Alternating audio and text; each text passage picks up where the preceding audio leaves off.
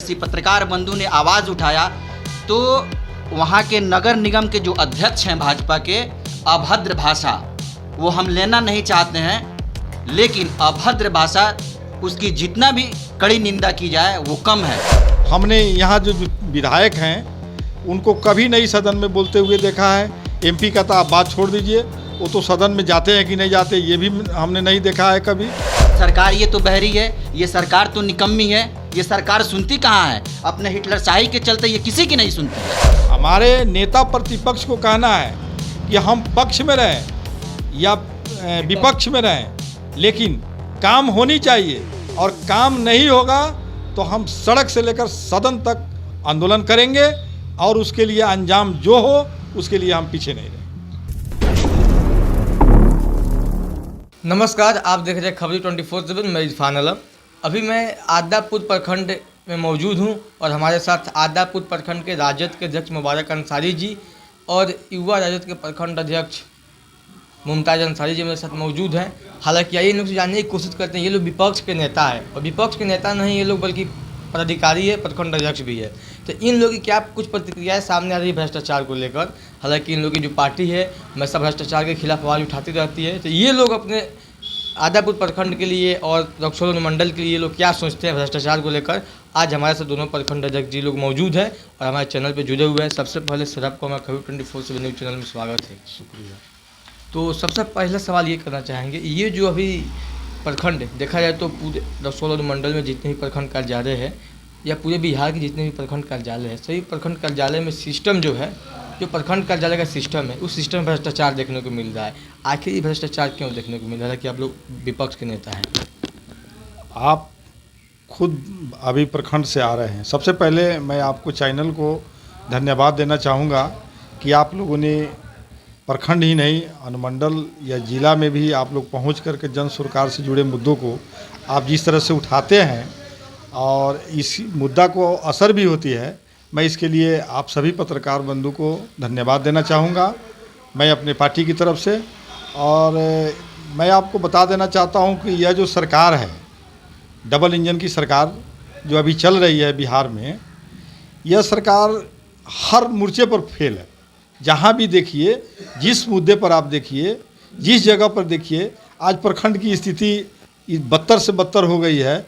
यहाँ पर जनता द्वारा चुने हुए जनप्रतिनिधि को जब सम्मान नहीं दिया जा रहा है, कोई काम का डेटा समय पर उपलब्ध नहीं है।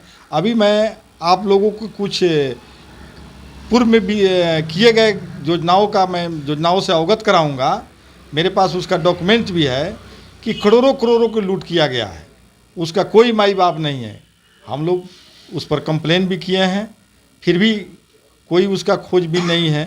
इसी तरह इस प्रखंड कार्यालय में आप अंचल में चले जाइए, बेलगाम है, मनमाना ढंग से दाखिल खारिज हो या कोई भी ज़मीन संबंधी मुद्दा हो, उसमें लोगों से पैसा मांगा जा रहा है, लिया जा रहा है। जनता एकदम त्राहिमाम है, अब कहाँ जाए, किसके पास जाए?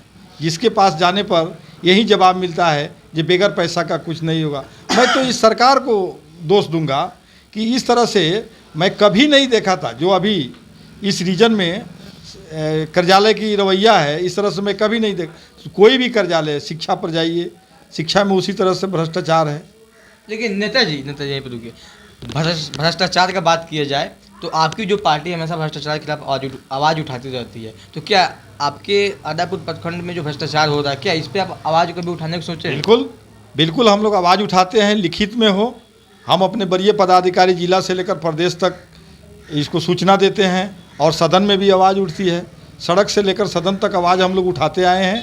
और इसके बाद राष्ट्रीय जनता दल यह निर्णय लिया है कि अगर सुधार इस सब पर नहीं हुआ तो हम इसके लिए आंदोलन करेंगे, और कार्यकर्ताओं के साथ हम लोग धरना प्रदर्शन पर बैठेंगे और पुरजोर जवाब देंगे। तो एक और सवाल करना चाहेंगे युवा राजद के जो अध्यक्ष हैं मुमताज़ अंसारी जी। सर, आपको भी हमारे खबरी 24/7 न्यूज़ चैनल में वेलकम है। बहुत बहुत शुक्रिया आपके चैनल को। तो आपको क्या लगता है, ये जो भ्रष्टाचार हर ब्लॉक में, हर अंचल कार्यालय में देखने को मिल रहा है, इस भ्रष्टाचार के पीछे क्या कारण है और इसके पीछे कौन कौन अधिकारी दोषी है? देखिए, यहाँ पे जो भ्रष्टाचार का जो मामला है यहाँ से निर्वाचित विधायक जो हैं रक्सौल विधानसभा से, उनको ये देखना चाहिए कि इस विधानसभा में जो जो भी ब्लॉक आते हैं, कौन कौन सा अधिकारी, कौन कौन सा अफसर, कौन सा कर्मचारी भ्रष्टाचार में लिप्त है, पहले उनको संज्ञान में लिया जाए, फिर उसके बाद में उन पर कार्रवाई की जाए। अगरचे ऐसा नहीं होता है तो हम लोग यहाँ पर भी बीडीओ साहब को लिखित दी है भ्रष्टाचार के मामले पर, ज़िला को भी हमने सूचना दिया है, प्रदेश को भी मैंने सूचना दिया है, और हमारे नेता प्रतिपक्ष आदरणीय श्री तेजस्वी प्रसाद यादव जी ने इस मामला को सदन में भी कई मर्तबा उठाया है। इसके बावजूद अगर सरकार ये नहीं सुनती है, भ्रष्टाचार पर अगर लगाम नहीं लगाती है, तो राष्ट्रीय जनता दल और युवा राष्ट्रीय जनता दल सड़क से लेकर के सदन तक आंदोलन करेगी और पुरजोर तरीके से जनता को आवाज़ को उठाएगी। लेकिन मुबारक जी, ये बताइए, एक और सवाल है आपसे, बिहार की जो दिन प्रतिदिन बिगड़ती कानून व्यवस्था को लेकर आपकी क्या कुछ प्रतिक्रिया है? बिहार के दिन पर दिन बिगड़ती प्रक्रिया पर मेरा वक्तव्य यह है कि ये सारा दोष सरकार की है। उन जनता के द्वारा चुने गए जनप्रतिनिधि जाते हैं तो जनता की आवाज़ नहीं उठाते हैं और जनता की बात पर अमल नहीं करते हैं। सदन में हमने यहाँ जो विधायक हैं उनको कभी नहीं सदन में बोलते हुए देखा है। एमपी का तो आप बात छोड़ दीजिए, वो तो सदन में जाते हैं कि नहीं जाते ये भी हमने नहीं देखा है कभी। जो चैनल चलता है राज्यसभा और लोकसभा, उसमें सभी को चेहरा देखा जाता है, लेकिन हम अपने एमपी को कभी नहीं देखे हैं बोलते हुए। अगर ये यहाँ से या जन सरकार से जो मुद्दा जुड़ा हुआ है ये लोग सदन में जाकर उठाएगा तब न उस पर अमली जामा पहनाया जाएगा। ये लोग कहीं बोलते नहीं हैं। इसलिए जो भी भ्रष्टाचार हो रहा है इसमें सारे सरकार की जितनी भी जनप्रतिनिधि है, जितनी भी विधायक है, एमपी है, उस सब लोग इसमें लिप्त है। लेकिन मुमताज़ जी, एक और सवाल है, जो दिन प्रतिदिन मर्डर, अपहरण, गैंगरेप, लूटकांड, ये सब कब तक चलता रहेगा? बिल्कुल, देखिए, जब तक नीतीश जी की सरकार है तब तक ये स्वाभाविक है कि चलता रहेगा। लालू जी की सरकार थी तो इन्होंने कहा था कि ये जंगल राज की दुहाई देते थे ये लोग, लेकिन ये जंगल राज लालू जी के रीजन में क्या हो रहा था ये सरासर गलत है। लेकिन आजकल जो सुशासन बाबू के नाम से जाने जाते हैं हमारे मुख्यमंत्री जी, बिल्कुल उन्होंने ये तय कर रखा है कि हम जब तक बने रहेंगे सरकार में तब तक मर्डर, रेप, मतलब जितने भी मतलब गुनाह का काम है सारा हम करते रहेंगे और करवाते रहेंगे, और इस पर कोई कार्रवाई नहीं होती है। आज तक न हुई है, न हमको लगता है कि आने वाले समय में जब तक नीतीश जी रहेंगे जब तक के होगी। लेकिन नेताजी, आपसे कौन सवाल है, जातीय जनगणना को लेकर भी काफ़ी विवाद चल रहा है, मतलब विवाद नहीं, मीटिंग पे मीटिंग चल रहा है। इस जातीय जनगणना से क्या फ़ायदे हैं भाई, और क्यों आपके पार्टी के जो प्रतिपक्ष के नेता तेजस्वी यादव वो क्यों जातीय जनगणना करवाना चाहते हैं? जातीय जनगणना से यह फ़ायदा है कि जिसकी जितनी भागीदारी उतनी हिस्सेदारी। मान रहे हैं जो अभी पूर्व में 1936 में 32 में जो जनगणना हुई थी, उसी के आधार पर अभी तक जो चलते आ रहा है। आज देखिए कहाँ से कहाँ जनसंख्या बढ़ गया।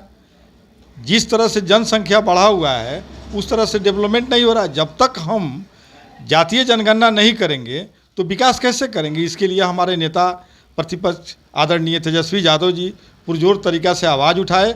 उन्होंने कहा कि मैं पटना से दिल्ली तक पैदल मार्च करूंगा, और इसका असर हुआ और सरकार को झुकना पड़ा, और सरकार अपने खर्चे पर, बिहार सरकार अपने खर्चे पर जातीय जनगणना कराने का निर्णय लिया। तो इस जातीय जनगणना से मतलब क्या लोगों का हक भरपूर मिलेगा? बिल्कुल, एकदम मिलेगा। मान रहे हैं कि जिसकी जितनी भागीदारी हो उस हिसाब से उसको हक मिलना चाहिए। हम जब जानेंगे, हमारे पास डेटा होगा, डेटा के हिसाब से हम विकास डेवलपमेंट करेंगे। डेटा ही नहीं है मेरे पास तो मैं कैसे विकास कर सकता हूँ? जब डेटा होगा तब विकास होता है। लेकिन मुमताज़ जी, आपके प्रखंड मतलब आपके प्रखंड क्षेत्र में जो स्वास्थ्य व्यवस्था की लाचारी है, जो स्वास्थ्य व्यवस्था मान लीजिए दिन प्रतिदिन भ्रष्टाचार में संलिप्त है, लेकिन व्यवस्था को देखा जाए तो कहीं पे सुचारू रूप से स्वास्थ्य व्यवस्था चलता ही नहीं है। एक प्राथमिक स्वास्थ्य केंद्र जो चलता है हर एक प्रखंड कार्यालय में एक चलता है, लेकिन उसके अंतर्गत अतिरिक्त जितने भी उप स्वास्थ्य केंद्र आते हैं वो क्यों नहीं चलता? इसके पीछे क्या कारण है? देखिए, इसके पीछे कारण इसका यही है कि ये सरकार जो है हर मोर्चे पर नीतीश सरकार फेल है। और इनके जो स्वास्थ्य मंत्री हैं, हेल्थ मिनिस्टर मंगल पांडे जी, अभी तो हाल ही में कल परसों की बात है कि रक्सौल में आए थे हुए लोग, केंद्र सरकार के मंत्री भी आए हुए थे, बिहार सरकार के भी मंत्री आए हुए थे, और उसमें उद्घाटन करने के लिए वो लोग आए हुए थे। पता यूँ चला कि जो करोड़ों के लागत से जो हॉस्पिटल बना हुआ है, और ये भी मालूम चला कि ये 50 बेड का वो हॉस्पिटल है, लेकिन अभी उसमें 25 बेड ही अवेलेबल है। तो जहाँ तक, और उसका दीवार शायद फ्रैक्चर हो चुका है, टूटा हुआ है, और उस पर किसी मीडिया वाले भाई ने, किसी पत्रकार बंधु ने आवाज़ उठाया, तो वहाँ के नगर निगम के जो अध्यक्ष हैं भाजपा के, अभद्र भाषा वो हम लेना नहीं चाहते हैं, लेकिन अभद्र भाषा उसकी जितना भी कड़ी निंदा की जाए वो कम है। और आपने पूछा कि जे यहाँ पे उप स्वास्थ्य केंद्र का हाल क्यों दिन पर दिन, मतलब दिन पर दिन क्या, वो जब से मतलब बन करके सिर्फ इमारत खड़ा हुआ है, उसमें ना डॉक्टर है, ना नर्स है, ना दवा है, ना उसमें कंपाउंडर है। तो सरासर ये सरकार की नाकामी है, जी बिल्कुल नाकामी है। आखिर इसको सुधार कौन करेगा? इसकी सुधार अब सरकार में जो है वही सुधार करेगा।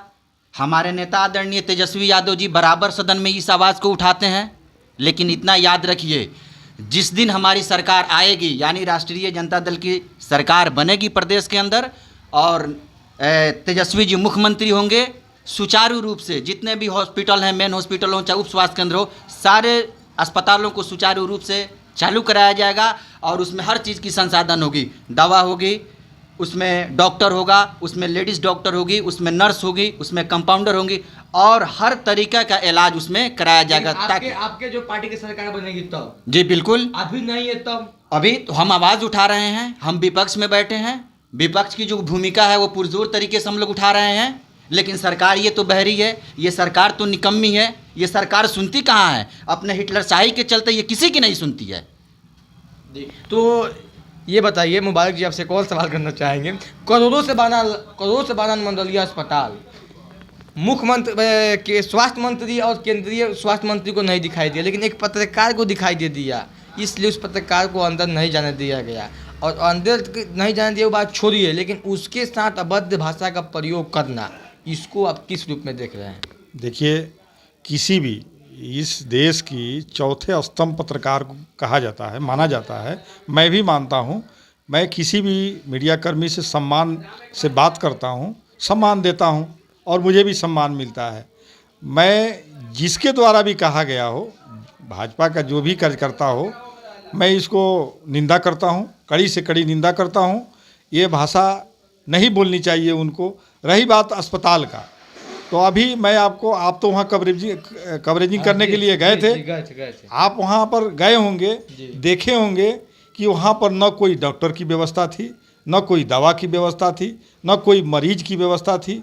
मरीज भी नहीं था, न डॉक्टर था, न वहाँ दवा था। आनन फानन में करोड़ों रुपया की अस्पताल बना, बहुत अच्छी बात है। लेकिन रुपया तो लग गया करोड़ों, लेकिन जो काम हुआ वो गलत हुआ, वो तो फ्रैक्चर है, और वहाँ पे फ्रैक्चर ये नेता लोगों को दिखाई नहीं दिया। आखिर क्यों? और उद्घाटन किस काम की, जब वहाँ पे मरीजें नहीं है, ये उद्घाटन आनंद फानंद में क्यों हुआ? जब मान रहे हैं जो फ्रैक्चर हुआ, हॉस्पिटल फ्रैक्चर हुआ तो उसको नेता को दिखाई नहीं दिया, इसलिए कि उसके आँख नहीं है, हर चीज़ दिखाई नहीं दे रहा है। अभी जो सरकार में है उनको कोई चीज़ आपके द्वारा, मीडिया के द्वारा यह प्रश्न किया गया कि अभी नया बना हुआ हॉस्पिटल फ्रैक्चर है, तो उस पर अभद्र भाषा का व्यवहार किया गया, आप लोग को अंदर घुसने नहीं दिया गया। ये भी हमारे संविधान इजाज़त नहीं देती है। मैं इसके लिए इसको भी निंदा करता हूँ। लेकिन सबसे बड़ी बात है कि यह सरकार की जो व्यवस्था अभी चल रहा है, यहीं से उसका पोल खुलता है। यह सरकार गलत नीति के तहत चल रही है, और यहाँ पर जो भी काम किया जा रहा है उसमें कहीं सच्चाई नहीं है। आनन फानन में करोड़ों रुपया बहा दिया गया, लाखों रुपया का बिल बनाकर पैसा को उठा लिया गया, और उससे कोई लाभ, जिस तरह से हॉस्पिटल बनाया गया उसको रख रखाव अच्छा नहीं होगा, फिर भी वह हॉस्पिटल रहेगा। जितनी भी मशीनें लगी हुई है, और अगर उसका रख रखाव अच्छा नहीं होगा, ये किसकी जिम्मेवारी है? हमारी जिम्मेवारी है, हम बताएंगे, आवाज़ उठाएंगे। लेकिन उसको करने की जिम्मेवारी सरकार की होती है।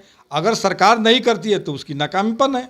लेकिन कोई भी चीज़ को सुचारू रूप से चालू करवाने के लिए आप लोग हमेशा आवाज़ उठाइएगा तभी होगा। आखिर क्यों? बिल्कुल बिल्कुल हम लोग आवाज़ उठाते हैं।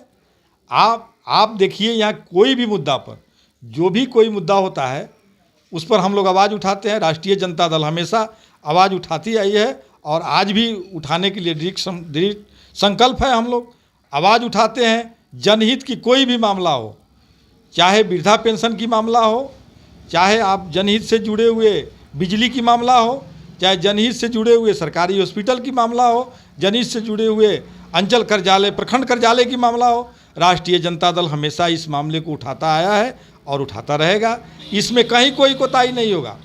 हमारे नेता प्रतिपक्ष को कहना है कि हम पक्ष में रहें या विपक्ष में रहें, लेकिन काम होनी चाहिए, और काम नहीं होगा तो हम सड़क से लेकर सदन तक आंदोलन करेंगे और उसके लिए अंजाम जो हो उसके लिए हम पीछे नहीं रहेंगे। चलिए, आप लोगों ने अपना बहुमूल्य समय हमारे खबर 24/7 न्यूज़ को दिए और हमारे सवालों का जवाब आप लोग दोनों अध्यक्ष लोग बेबाक अंदाज में दिए हैं। इसके लिए आपको हमारे खबर 24/7 टीम की तरफ से बहुत बहुत बधाई है। आपको भी बहुत बहुत बधाई। आप हमेशा जन सरकार से जुड़े मुद्दे को उठाते रहिए, इसके लिए बहुत बहुत धन्यवाद। इतना विश्वास रखिए कि जहाँ भी जनता के हक की हकमारी होगी वहाँ हमारी आवाज़ उठेगी और आप लोगों के सम्मान के साथ उठेगी और कहीं कोई कोताही नहीं हुई होगी। मैं यह दृढ़ संकल्प के साथ आपको वचन देता हूँ। लेकिन मुमताज़ जी, आपको भी, आपने हमारे जितने भी सवाल थे उस सवाल को बहुत बेबाक अंदाज के तरीके से जवाब दिए हैं, इसके लिए आपको बहुत बहुत शुक्रिया। और जहाँ पे भी हमको लगेगा कि ये जनता की आवाज़ को दबाई जा रही है, जनता के ऊपर जुल्म सितम किया जा रहा है, हमारी पार्टी आदरणीय लालू जी ने हमेशा से इस आवाज़ को उठाया है और हम लोग उनके छोटे सिपाही हैं।